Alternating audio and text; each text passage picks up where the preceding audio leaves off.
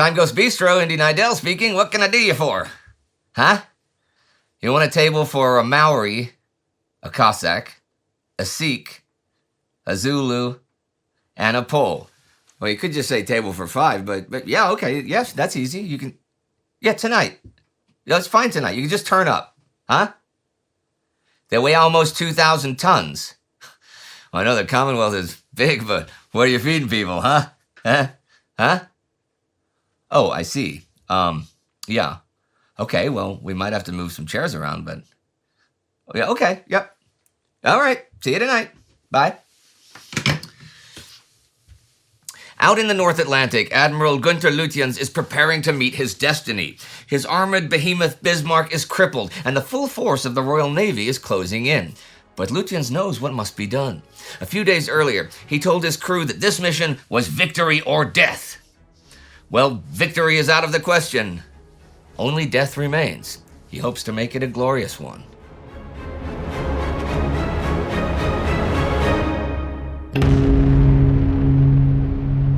I'm Indy Neidell. This is a World War II in real-time miniseries. Last week, we saw Bismarck trying to reach Saint-Nazaire for repairs. The Royal Navy scrambled ships from across the Atlantic to hunt Bismarck down, and British carrier Ark Royal swordfish torpedo bombers jammed Bismarck's rudder, reducing the ship's speed and forcing her onto an erratic course. Lutjens knows he has no chance of escape. It's now the small hours of May 27th, but not on the high seas, at the Berghof in Bavaria. Just after midnight, Adolf Hitler is informed of Bismarck's situation as he sits with his Luftwaffe adjutant Niklaus von Below. Years later, Below will recount Hitler's reaction in his memoirs. He at once dictated to Below a reply to Lutjens. All of Germany is with you. Whatever can be done will be done. Your sense of fulfilling your duty will strengthen our folk in its struggle for survival. Adolf Hitler.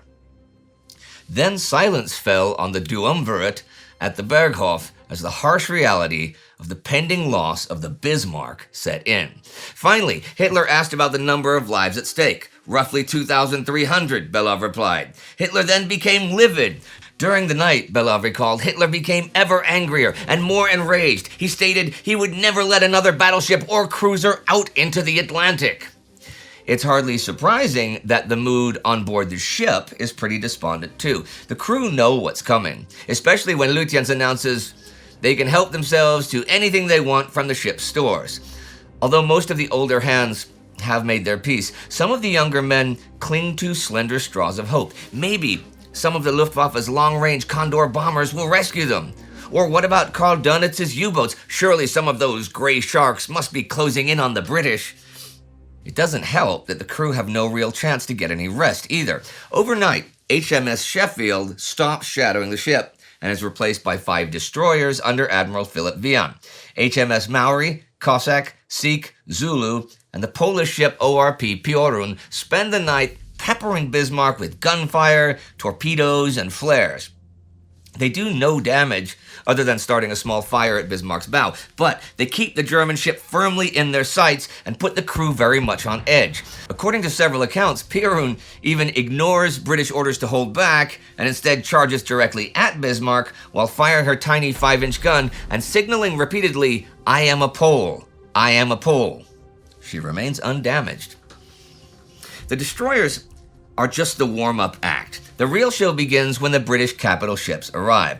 At about 8:45 a.m., Vice Admiral John Tovey's battleships King George V and Rodney sight the Bismarck, which is on an erratic northerly course at a range of 12 nautical miles. At 8:47, Rodney opens fire with her 3 16-inch guns, joined a minute later by King George V with her forward 14-inchers. 3 minutes later, Bismarck responds. Her gunnery is still very impressive, and by her third salvo, she has straddled Rodney.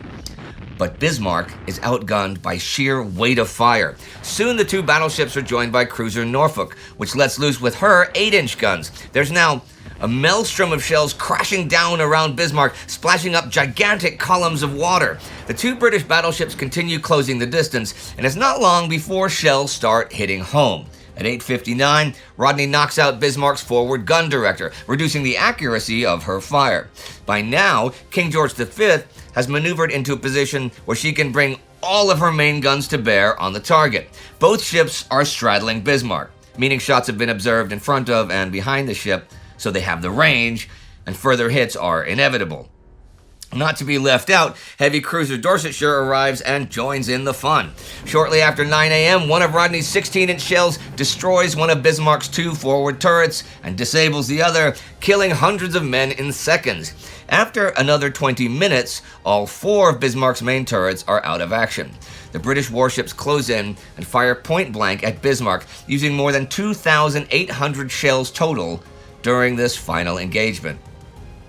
By that time, 9:30 a.m., as well as her main guns being out of action, much of her secondary armament was also silenced by damage to the turrets themselves, or to the secondary gun directors. The Bismarck had been battered into submission in just under 3/4 of an hour, and she had become little more than a floating wreck. Surprisingly, her watertight integrity was still good. Her armor still protected her hull from the worst penetrating hits, but her superstructure was now a battered shambles of wrecked steel, and fires were raging from stem to stern. In other words, the battleships could wreck the Bismarck, but they were unable to sink her. By this point, both Captain Lindemann and Admiral Lutjens have been killed.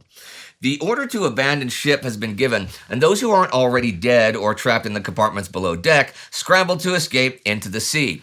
One of the few survivors will later recall the harrowing scenes as he searched for a way out. Everything up to the bridge bulwarks had been destroyed. The hatches leading to the main deck were jammed shut. Flames cut off the whole forward part of the ship. Hundreds of crewmen lay where they had been hit, in the foretop, on the bridge, in the control stations, at the guns, on the upper deck, and on the main and battery decks. Now, before his death, Lindemann gave the order to scuttle the ship. The watertight doors were opened and charges were placed, which detonate at about 10:20 a.m. Bismarck begins listing badly and starts sinking by the stern. By then, the 2 British battleships have to leave as they are running low on fuel. It is left to cruiser Dorsetshire to deliver the coup de grace with her torpedoes at 10:24. Less than 3 days after she sank the pride of the Royal Navy, Bismarck follows HMS Hood to a watery grave. The list to port had increased markedly, and she slowly rolled over onto her mangled side. Pieces of her superstructure began to break away, and her 4 turrets fell out of their barbettes into the churning sea. After all, only gravity had been holding them in place. Those crewmen who still remained on her blazing upper deck scrambled onto her exposed hull, while others tried desperately to swim to safety before they were sucked under. Then she slowly rolled over even further, and at 10:40 a.m., she slipped gurgling and hissing beneath the waters of the Atlantic Ocean. Carrier Ark Royal Swordfish bombers fly overhead soon afterwards, and they witness a dismal scene. Hundreds of bodies, dead and alive, bobbing around in the water, surrounded by debris and oil. The Dorsetshire and destroyer Mikołaj approach the wreckage, and the sailors throw nets and ropes over the side to help their enemies clamber aboard. But this operation is curtailed when lookouts on Dorsetshire spot what they think is a U-boat periscope. After rescuing 111 survivors, Dorsetshire and Mikołaj turn around and steam away. Another 800 survivors are left floating in the North Atlantic, just 5 of whom are still alive the next morning when they are rescued by a German U-boat and a weather ship. Of Bismarck's 2,000 crew, those 116 are the only survivors.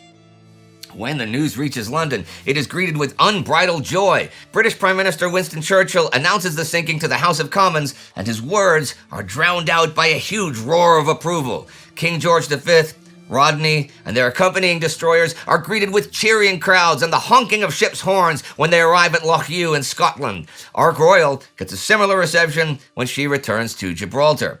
And that is it for the pursuit of the Bismarck. But this battle has big ramifications that will shape the course of the war. After the battle, U.S. President Franklin Roosevelt wires his congratulations to Churchill on what he calls the fine tracking down of the Bismarck. The president tells the prime minister the whole Bismarck saga has given him the political leeway to deepen America's involvement in the war to a degree that would have been impossible just 2 weeks ago. FDR is still short of declaring war, of course, but the evening of May 27th, he uses one of his fireside chats to announce some significant new measures to the American public. The president first lays out the threat that Hitler and the Nazis posed to America and the entire world. which has been demonstrated so painfully by the losses of merchant ships. He reiterates the importance of supporting democracies like Britain, not just in idealistic terms, but also for self-interested reasons of economics and security. He also reminds his people of the United States' long history of defending the freedom of the seas. Across the nation, Americans sat silently by their radio sets and listened, the largest radio audience in U.S. history. The president told them he had decided to take all measures he thought necessary to ensure that the war materials the United States was shipping to Britain under the Lend-Lease Act would get through. There would be more American warships, more American planes, more American fighting men devoted to the cause of helping the British. This, he said, was America's best defense. Finally, he revealed the news that he had just issued a proclamation declaring an unlimited national emergency, which required strengthening the defenses of the United States to the extreme limit of our national power and authority. Churchill is overjoyed. With Prince Eugen still lurking out there somewhere in the Atlantic, he hopes that perhaps it might somehow end up in an engagement with American warships, removing further the barriers for America's entry into the war. But this confrontation will never take place. See, Prince Eugen has taken a fair amount of damage to the port engine, port turbine, and propeller, and is unable to generate full power. At midnight on May 30th, Captain Helmut Brinkmann makes a course for Brest, arriving June 1st. Still, the U.S. Navy's involvement will only increase. By September 1st, the Americans have assumed convoy escort duties. 10 days later, Roosevelt orders his ships to shoot on sight at any Axis vessel threatening an American escorted convoy. As torpedoes are exchanged and American sailors die, public support for entering the war increases. On the German side, this is another nail in the coffin for Erich Raeder's ambitions of a large surface fleet that might compete with the Royal Navy. In February 1942, Prince Eugen, Gneisenau, and Scharnhorst will slip through the English Channel and head for home ports in Germany and Norway. Evading the British defenses does provide a bit of a morale boost, but it shows the Kriegsmarine is unwilling to risk its capital ships out in the Atlantic. As Raeder's star falls, it is Karl Dönitz and his U-boats who gain the upper hand in this power struggle, and it is they who will fight the Battle of the Atlantic from here on out. Raeder's end comes about a year later. In December 1942, the pocket battleship Lützow and heavy cruiser Hipper failed to deal with a weakly guarded convoy in the Arctic Ocean for fear of following Bismarck's fate. And in the aftermath, Hitler dismisses Raeder January 30th, 1943. Dönitz takes over as commander-in-chief of the Navy, and his gray sharks will continue to stalk the world's oceans, sinking some 13.5 million tons of shipping.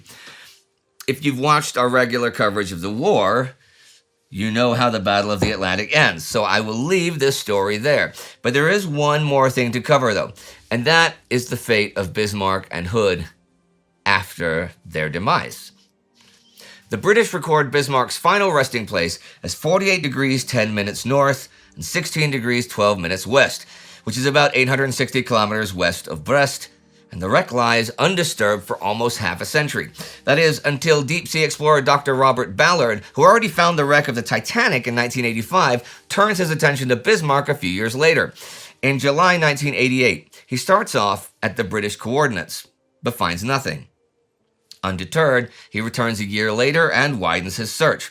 After combing the seabed with sonar, submarines, and ocean-crawling robots, he finally locates the wreck June 8, 1989, at a depth of almost 4,600 meters. It turns out Bismarck had not just sunk, but had glided through the water before impacting the slope of an underwater volcano. There, she slid down the mountainside for a further 1.5 kilometers before coming to a stop and embedding herself in the mud up to her waterline. The hull itself is remarkably intact, with deck planking and giant swastika still in good condition. Bismarck is missing just a small section of the stern, which broke away during the descent. The 4 main gun turrets, mast, and funnel were detached during the descent and crashed to the bottom of the sea separately. 2,000 kilometers away in the Denmark Strait, the wreck of Hood is found in 2001 when a British television channel enlists shipwreck hunter David Mearns to begin the search. Having spent almost 6 years researching and planning, Mearns locates Hood's wreck in less than 2 days. Hood lies on the seabed, split into three parts, the bow, midsection, and stern, which are surrounded by two large fields of debris. The bow lies on its port side and has suffered severe crushing and deformation. The midsection lies flat and has evidence of implosion damage.